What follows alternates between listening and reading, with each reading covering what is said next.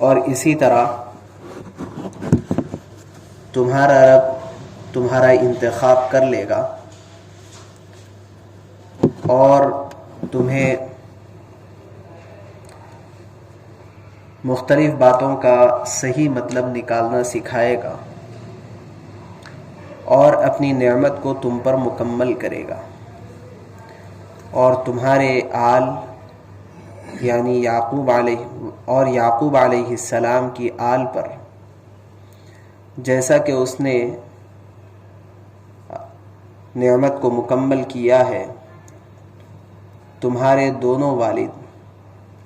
ابراہیم اور اسحاق علیہم السلام پر اس سے پہلے، بے شک تمہارا رب خوب جاننے والا اور حکمت والا ہے۔ گزشتہ بات یہ عرض کی گئی تھی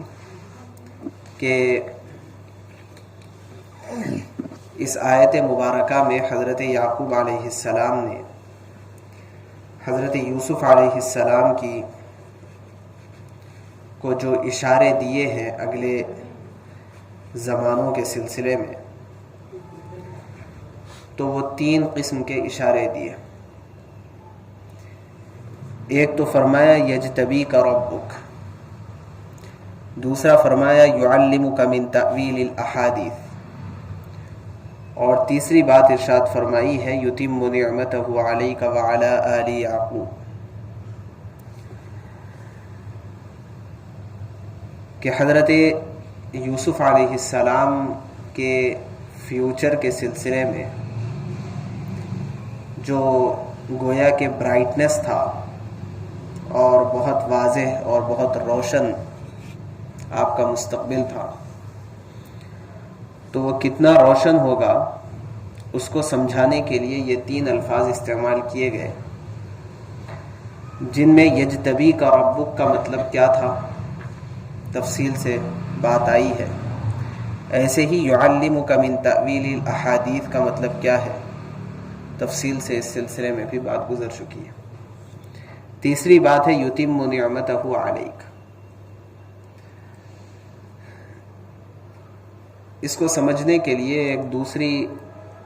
آیت کی کچھ تفسیر ہم پہلے سمجھ لیں۔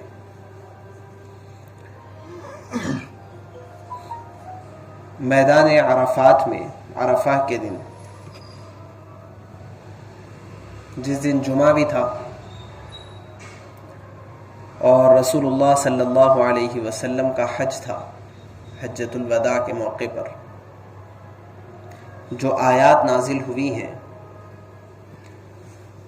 ان آیتوں میں آخری آیت تھی الیوم اکملت لکم دینکم واتممت علیکم نعمتی ورضیت لکم الاسلام دینا، یہ آیت نازل ہوئی۔ تو اس آیت میں بھی واتممت علیکم نعمتی کا لفظ آیا ہے، جیسے ابھی پڑھی گئی آیت میں سورہ یوسف کی ویتم نعمتہ علیک کا لفظ آیا ہے۔ اس آیت میں جو سورہ مائدہ میں ہے اور جو سن 10 ہجری میں بالکل اخیر وقت میں نازل ہوئی ہے، اور مفسرین کی تحقیق کے مطابق احکام کی آیات اس کے بعد کچھ اور نازل نہیں ہوئی، احکام میں سب سے آخری آیت وہی تھی جس میں اللہ نے اس بات کی بشارت دی ہے، ایک مژدہ اور ایک خوشخبری سنائی ہے مسلمانوں کو، امت محمدیہ کو، کہ آج کے دن میں نے اپنے دین کو مکمل کر دیا، اکملت لکم دینکم، میں نے اپنے دین کو تم پر مکمل کر دیا۔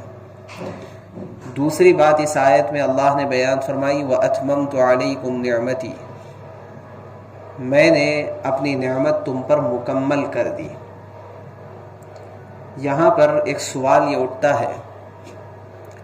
کہ اکملتو کے معنی بھی مکمل کرنے کے ہیں، اتممتو کے معنی بھی مکمل کرنے کے ہیں، ان دونوں کے درمیان پھر ظاہری اعتبار سے فرق کیا ہے؟ اللہ نے دونوں کے لیے الگ الگ لفظ استعمال فرمایا ہے۔ علامہ راغب اصفہانی رحمۃ اللہ علیہ نے مفردات القرآن میں اس کی وضاحت فرمائی ہے کہ اکمال کے معنی ہے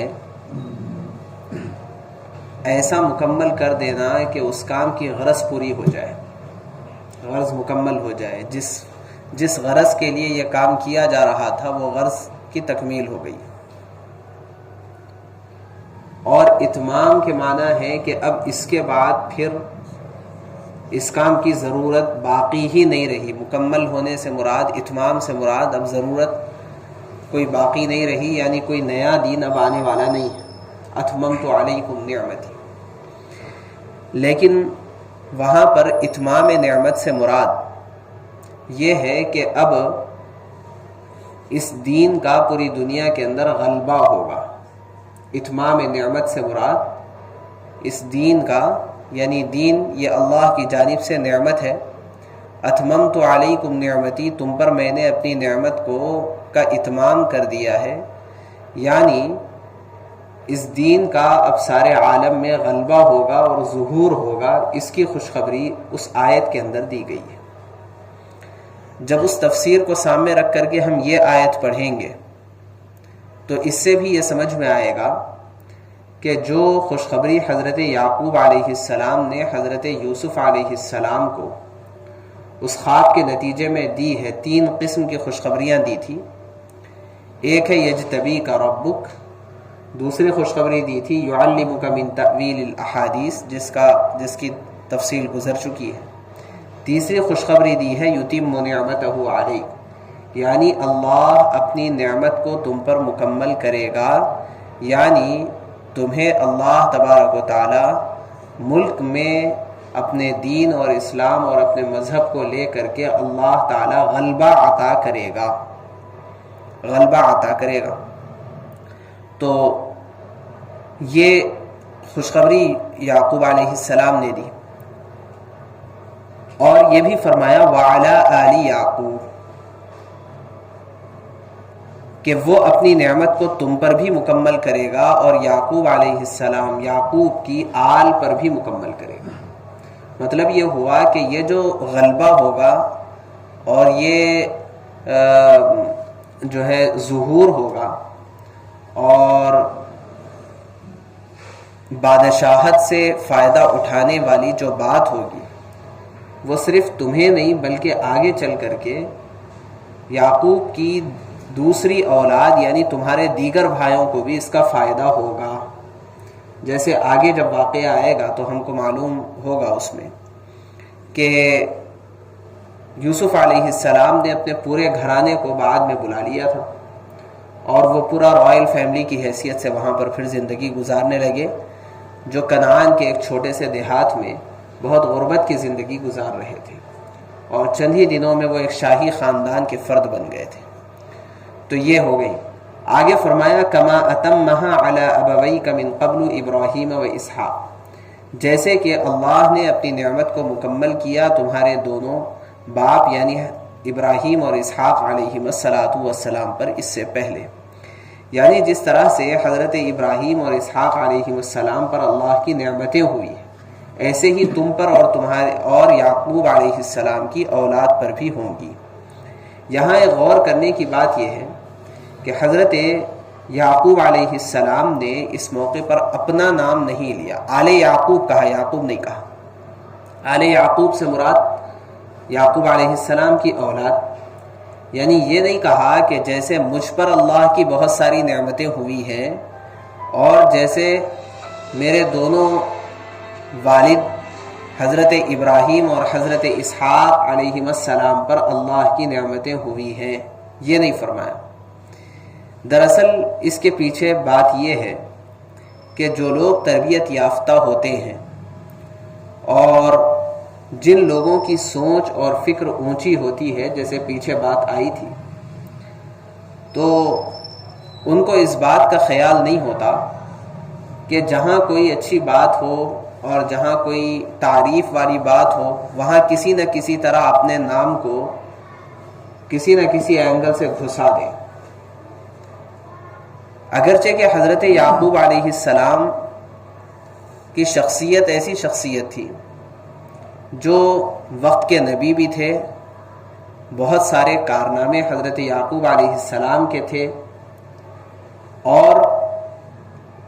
اوپر بھی انبیاء اور نیچے بھی نبی، دونوں طرف نبی، اور بہرحال وقت کے نبی ہونے کی حیثیت سے بہت زبردست بصیرت اور بہت زبردست علم، بہت زبردست تقوی، بے شمار محاسن اور صلاحیتوں کے مالک تو تھے، لیکن اس کے باوجود بھی اس جانب اپنی زبان کھول کر کے نہیں کہا کہ جیسے اللہ کی نعمت مجھ پر ہے. یعنی جہاں تعریف کی بات آتی ہے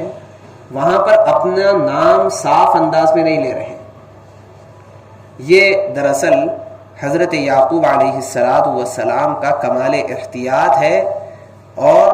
جو بڑے ہوتے ہیں وہ بڑے اسی طرح اپنی اچھائیوں کو چھپاتے ہیں.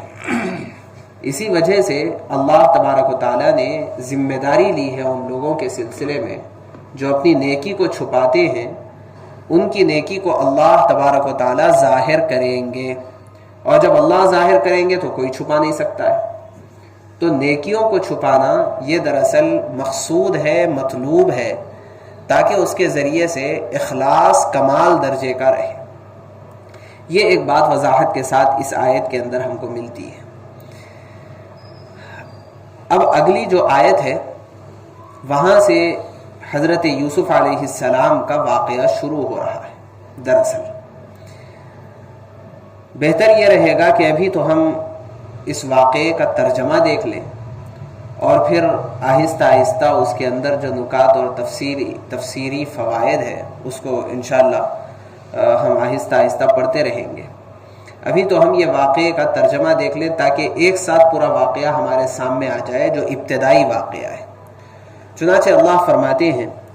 لَقَدْ كَانَ فِي يُوسُفَ وَإِخْوَتِهِ آيَاتٌ لِلسَّائِلِينَ إِذْ قَالُوا لَيُوسُفُ وَأَخُوهُ أَحَبُّ إِلَىٰ أَبِينَا مِنَّا وَنَحْنُ عُصْبَةٌ إِنَّ أَبَانَا لَفِي ضَلَالٍ مُّبِينٍ اقتلوا يوسف أو اطرحوه أرضا يخل لكم وجه أبيكم وتكونوا من بعده قوما صالحين. قال قائل منهم لا تقتلوا يوسف وألقوه في غيابة الجب يلتقطه بعض السيارة إن كنتم فاعلين. قالوا يا أبانا ما لك لا تأمنا على يوسف وإنا له لناصحون أرسله معنا غدا يرتع ويلعب وإنا له لحافظون. قال إني ليحزنني أن تذهبوا به وأخاف أن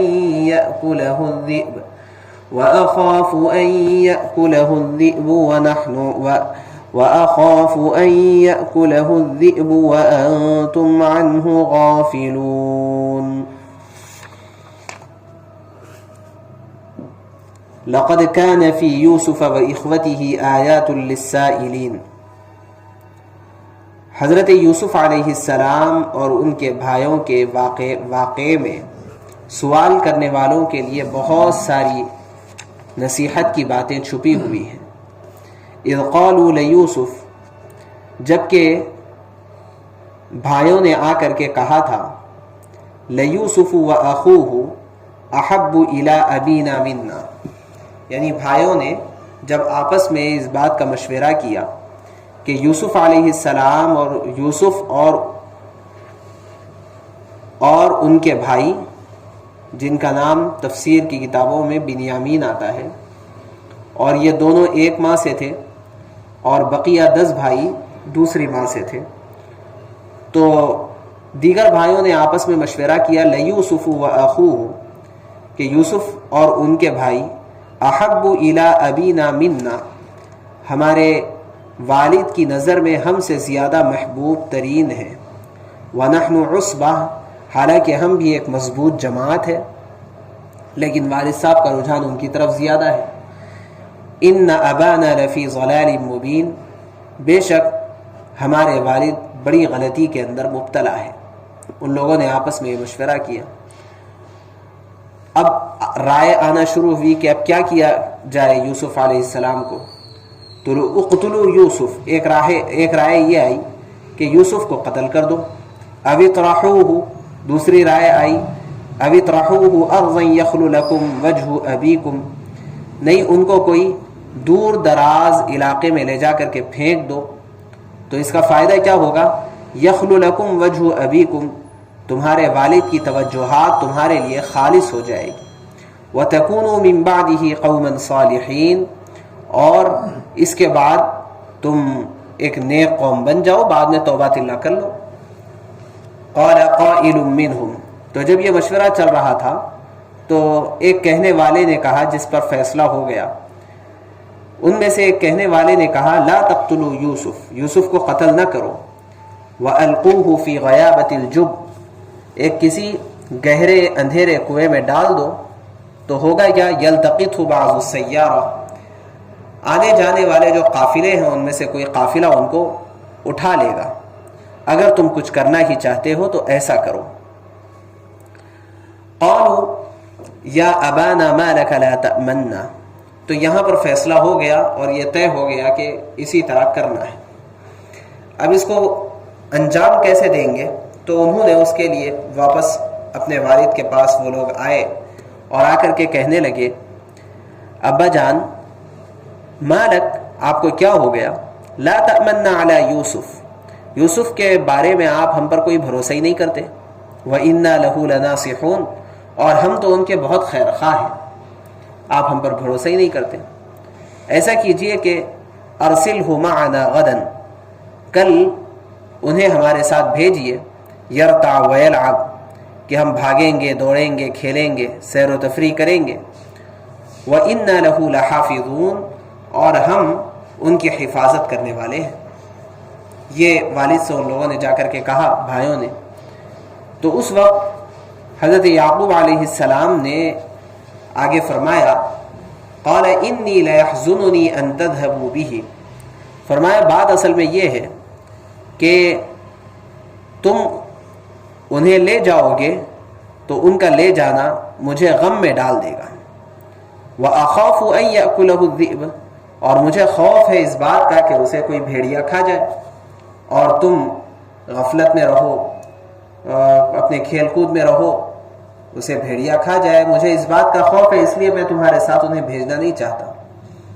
تو ان بھائیوں نے کہا لئن أكله الذئب ونحن عصبة إنا إذا لخاسرون، کہ ہم ایک مضبوط جماعت کی شکل میں ہیں،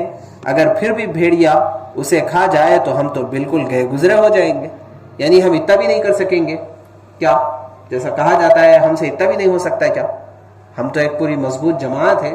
ہمارے رہتے ہوئے بھیڑیا کیسے کھا جائے گا؟ گویا کہ تیقن دلانا چاہتے تھے، یقین دلانا چاہتے تھے کہ ہم پوری حفاظت کریں گے۔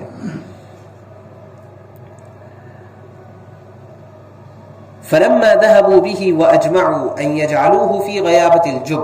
واوحينا اليه لتنبئنهم بامرهم هذا وهم لا يشعرون، چنانچہ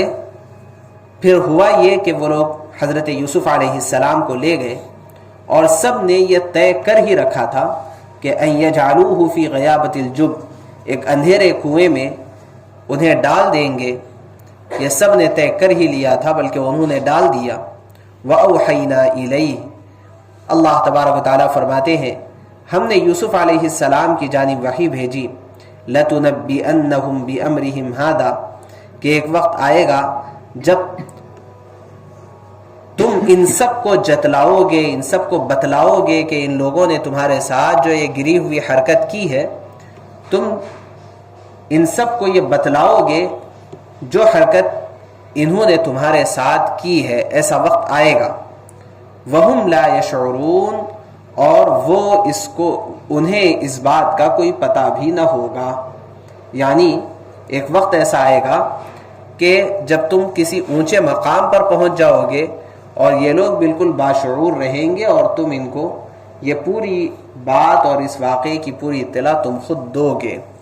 اللہ تبارک و تعالیٰ نے حضرت یوسف علیہ السلام کو اس طرح سے اطمینان دلایا، اور آگے اور بھی تفصیلی واقعہ ہے۔ ہم پہلے اس واقعے کے جو تفصیلی نکات ہے وہ تفصیلی نکات کو لے کے چلیں گے، اور آہستہ آہستہ پھر انشاءاللہ واقعہ آگے ہم چلاتے رہیں گے۔ ابھی آج تو اتنا ہی بس ہے۔ سبحان اللہ و بحمدہ، سبحانک اللہم و بحمدک، نشہد ان لا الہ الا انت، نستغفرک۔